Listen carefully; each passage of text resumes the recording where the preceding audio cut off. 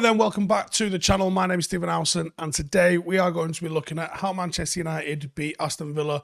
Obviously, a little bit of a refreshed Aston Villa. They seem to be near enough the most active in the market with Newcastle, which was probably expected, wasn't it? But signing Digne, signing Coutinho, they're going straight into the 11, I believe. So we're going to have a look at how they could likely fit in, and we're going to have a look at what went right, what went wrong in the game against them earlier in the week. And then we're going to see if we can actually get over the line and get 3 points, because Manchester United desperately need that to really stop our season completely falling off a cliff. Right then, let's first of all start looking at Aston Villa. Where are they currently in the table? They are 14th. They're in their last 5 league games. They have won just 2 and lost 3. And they're coming off a 1-0 defeat to us in the FA Cup, where they were probably the better team. United created a lot of chances, but they were low quality chances, and we probably should have done a little bit better with some of our chances. But Villa really could have done with deserving something out of the game, in my opinion. Right, so how do they play? As we mentioned last week, there are clear patterns that have emerged since Gerrard has come in and sort of changed the way Villa are playing, and they are playing a lot better. The changes are definitely for the better. We saw reminiscences of this against us in the last game, where they were pretty creative and quite incisive through the middle with their attacking play on the transition, where United have been just woeful this season. The basic principles under Gerrard are fairly clear. It's a 4-3-2-1, and the formation in which the wingers come in field and essentially play like number 10s. They use aggressive overlapping fullbacks to provide the width. They target press in the middle of the third and compress the pitch with those 5 midfielders, essentially the 3 and the 2, getting right around your midfield 3 or even 4, overloading that and dominating that part of the pitch. When they're in possession, they've got neat possession football.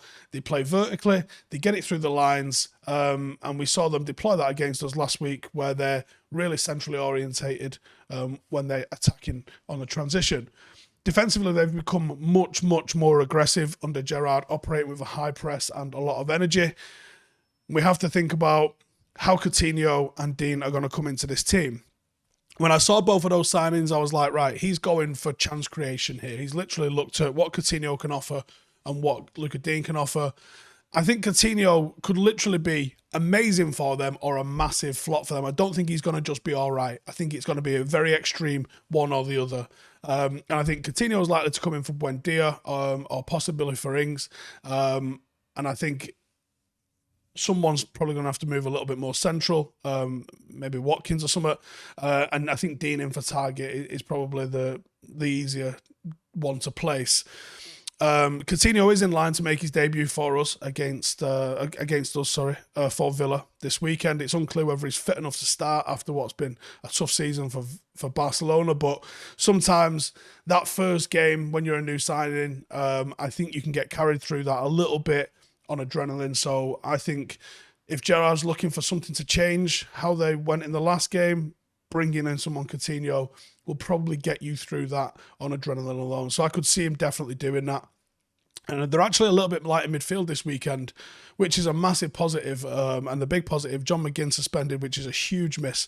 So Gerrard's probably going to be tempted to play Coutinho from the start, and he might switch it up and go with a 4-3-1-2 formation rather than a 4-3-2-1 formation. Morgan Sanson is the alternative, but his Villa career hasn't really got going at all. Digne obviously was announced as an Aston Villa player on Thursday morning following a move from Everton. Gerrard might think it's too early to start him, but I also think he's a better option than Target, so he might fling him in the mixer. Here's what I'm expecting. Martinez, Cash, Konsa, Mings, Digne, Sanson, Louise, Ramsey, Watkins, Ings, and Coutinho. Starman is still not Coutinho, because we don't know what Coutinho is going to turn up, and we don't know what sort of match fitness he's in at the moment. But I'm going to say Ollie Watkins. He's been a top scorer, causes all sorts of problems in the FA Cup. 5 goals, 1 assist this season, but he's a constant performer and is a consistent threat, and not one that we usually fare well against. And he showed against us last week. He is literally a constant threat, was unlucky not to score. He's quick, he's a threat in behind, he makes clever runs from the inside left channel. He's also a threat with a ball at his feet, good dribbler, knacker getting a half yard for a bit of space, and he's a good striker of the ball with both feet, which gives him a little bit of extra danger.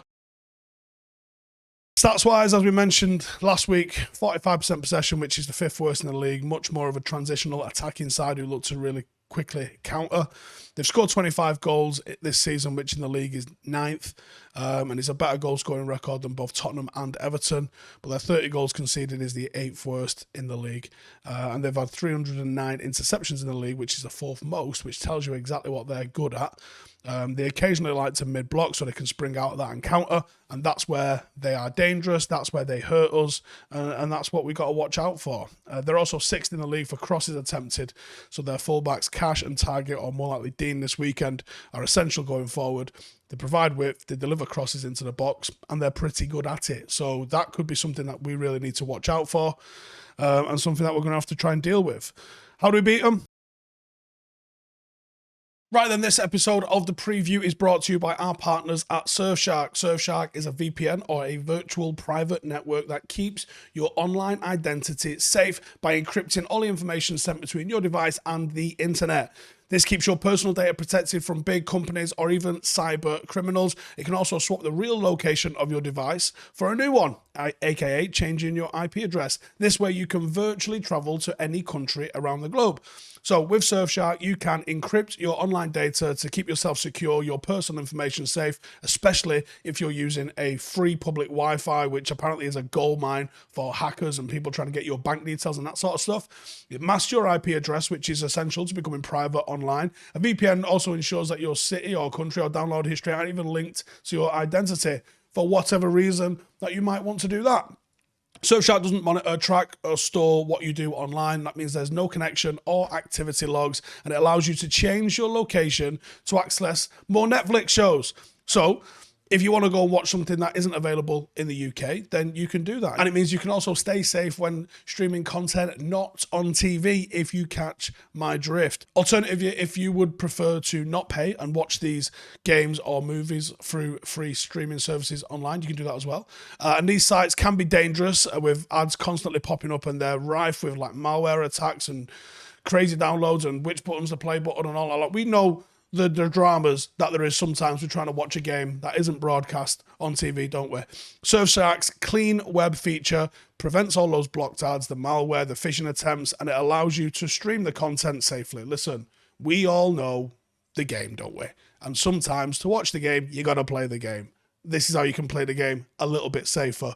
It's really useful keeping safe when you're streaming content that isn't on TV. You know what I'm saying, don't you? That's what I'm saying. And if you do know, Surfshark is the only VPN that allows you to use one account on unlimited devices, whether that's your phone, your laptop, your iPad, whatever it can be. Right, I've got a special offer for you here as well. Use the code Howson, Howson. You get 83% off plus 3 extra months for free. Surfshark's offering an additional month if you sign up using the link below. So finally, Surfshark is giving you a 30-day money-back guarantee. There is literally no risk to try this. And listen, we know the minefields that it can be trying to watch a game. Well, listen, this gives you another option if it's not broadcast in your area. So make sure to check it out. Link is in the description, and stay safe online. Well, the starting 11 I'm going with United. I'm going to slightly alter and I think I've done it because I think Ralph will do it as well, not just because I want to do it. I'm going to slightly alter the 4-2-2, and I'm going to go with a 4-4-2 diamond. It's a very minor detail, but rather than being more boxy, it just gives you more angles by slightly turning it on its head a little bit. It allows Fred to cover one side, Van der Beek to cover another side, and Matic to cover the centre of the pitch and sort of own and dominate the very core of the middle of the pitch, because I think that sometimes the 4-2-2 has got the tendency just to be pulled apart a little bit.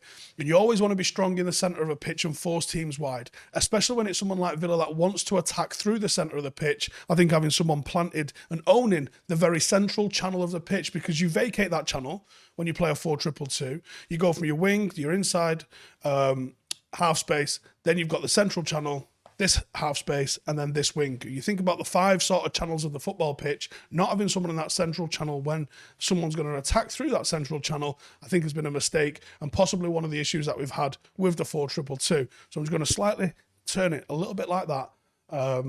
Bruno can go in the central channel up at the top where he likes to play, and we can have Matic in the bottom, and then you can have Van der Beek and Fred for both work rate and a little bit of quality in possession, which is what we need.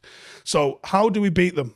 The team I'm going with then, David De Gea, Telles, and Dalot, because you've got to get width and you've got to get forward with them. Varane and Maguire at centre-half. Matic, Van der Beek, Fred, and Bruno as the diamond. Cavani and the shock, Anthony Elanga. It's about time we started rewarding some form, isn't it? And I don't think Marcus looks in any way, shape, or form, mentally or physically ready to play. So give him the weekend off. See if he can sort of come back with a bit of an uplift next week. It's a long season. I think Anthony Elanga, shining light of what's been going on at the moment at the football club, give him some minutes. I don't think he'd disappoint you. So Elanga alongside Cavani, and the reason I don't think Ronaldo's fit as well. So that's what we're going to go with. Extra man in midfield. Our midfield 2 in the pivot easily gets overrun by their midfield there. We said this before in the last game, and it was exactly the case. They consistently had a +1 in midfield, and it's been shown that we haven't got the quality for the 2 to work. You can, if the 2 is Paul Scholes and Roy Keane, fucking crack on, but it ain't, is it? Fred and McTominay are not fucking Paul Scholes and Roy Keane. So a midfield battle is how we are losing to teams. So let's pack that midfield. A nice, tight, defensive 3 with Bruno doing a little bit of a Buzzy B sort of game at the top of that there makes it a lot stronger in my eyes rather than the quite boxy 2 and a 2. I think that's how we've been come unstuck. I think that's how we've been overrun. And I think having the extra man in midfield will be key for us. And a slight mix of the formation. We keep getting exploited in the wide areas, and I think that's because the 2, you're not really sure. Am I in the middle or am I on the right? Am I in the middle or am I on the left? And I think if you have a 1 and then 2 wider midfield players, they can get over because they know that I'm going to cover centrally, only half centrally, but I'm going to get over to this wing area and I'm going to double up with my fullback. Or, you can do that on both sides. And I think that's what we need to do. I think it's basically a midfield 3 with Bruno playing in front of it. I think that helps keep their fullbacks pinned, and I think that we can have a little bit more of a pressing trigger on somebody like Mings because he's fucking shite on the ball. And there is space out wide. There'll be space out wide for us.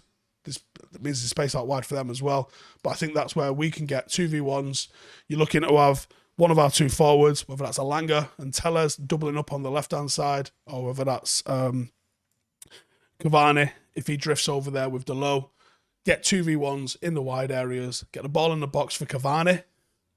Let him be the one that's trying to attack the ball. And I think you'll see some success there. That's what you got to do. Playing through the middle, it's where they're strong. So let's not play through the middle. Or if you're going to play through the middle, you've got to overload it. And I think that having the diamond gives you a lot more opportunities for that, for the angles. I mean, Johan Cruyff said, you never play a flat ball. When you play a square midfield, playing that flat ball, when intercepted, which Aston Villa are fantastic at, you've beaten 2 men. When you play angles and triangles, if you're at the base of the triangle, and you play it forward to somebody, even if it's the same distance and it's intercepted, well, he's the only person that's been beat. There hasn't been 2 of you beaten. So it's all about forward angles. That's what you're trying to create. Dominate space, dominate the angles. Don't ever play a flat ball that can be intercepted because then fucking 2 of you have been beaten. Basics of football, boys and girls. Anyway, give us your score predictions. Give you your thoughts on my 11, your thoughts on what you think Ralph's going to do, and also make sure to check out today's sponsor, which is Surfshark. 83% off, 30-day free trial, and 3-month extra free. They're practically giving you this. So check it out. Link in the description. We know the minefield that exists when you're trying to watch a game. Make it a bit easier, a lot easier for yourself. Link in the description, and I'll catch you guys in the next one. Laters. Hey, thank you for watching the video. If you are new around these parts, then don't forget to subscribe. My channel is proudly supported by my community on Patreon. If you'd like to get a little bit of extra content, a Discord group, meetups, 5-a-side games, weekly podcasts, behind the scenes, and even an occasional bit of transfer news as and when I get it, then for the price of a pint, you can show your appreciation for the content that we make and get some goodies for doing so as well. Check the link in the description or click the button right here. You'll also find all of my socials here too if you want to follow me on any of those platforms. Nice one.